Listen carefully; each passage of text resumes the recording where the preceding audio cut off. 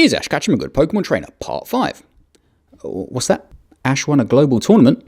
He's officially the best trainer in the whole world? All these videos have been pointless?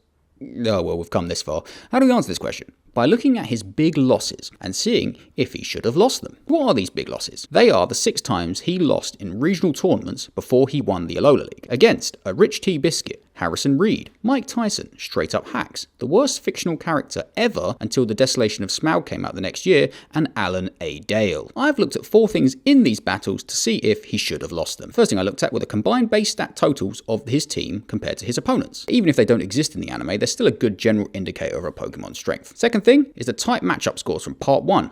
Remember them? Me neither. But basically, I looked to see if Ash's team had more type advantages over his opponents. Third thing I called the experience factor. I divided the episode number of his loss by 939, which is the number of episodes up to the end of the X and Y series. Then did some maths fiddling so that the earlier the loss, the more benefit of the doubt he's given. The last thing is the extenuation bonus, a flat score for if there was anything external to the battle working in or against his favour. Smush this all together and you get this formula, but don't worry about it. All you need to know is a positive score for a battle means he maybe should have won, a negative score means there wasn't much he could have done about his loss. Boom. Hey, 4 out of the 6 are negative. 4 out of the 6 losses were unavoidable, and one of the positive ones is pretty close to the border. I'd say this answers the question. Even though these are all losses, yes, Ash Ketchum is a good Pokemon trainer. He did it. 3-2 in favour of good. And he actually is good. Okay, let's look at these one by one. Ash's battle with Richie was the only one where his team was stronger than his opponents, mainly because of Charizard. It got a negative score because he was so inexperienced at the time, and there were some serious extenuating circumstances involving Team Rocket,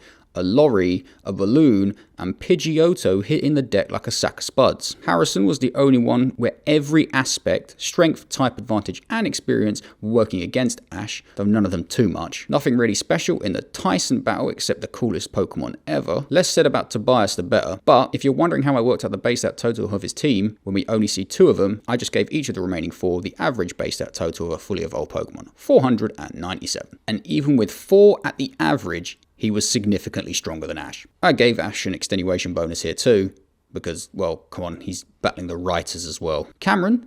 Ash should have beaten Cameron. Let's not beat around the bush here.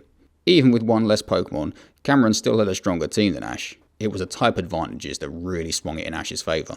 There were only 2 bad matchups in the whole battle for Ash, Oshawott versus Hydreigon and Pignite versus Samurott. He got an extenuation bonus here too for the whole 6'5" thing, but this was the only circumstance that should have made it easier for him to win, not harder. And Alan, not much to say on this one, only that if the producers of the show had heart, Ash would have won.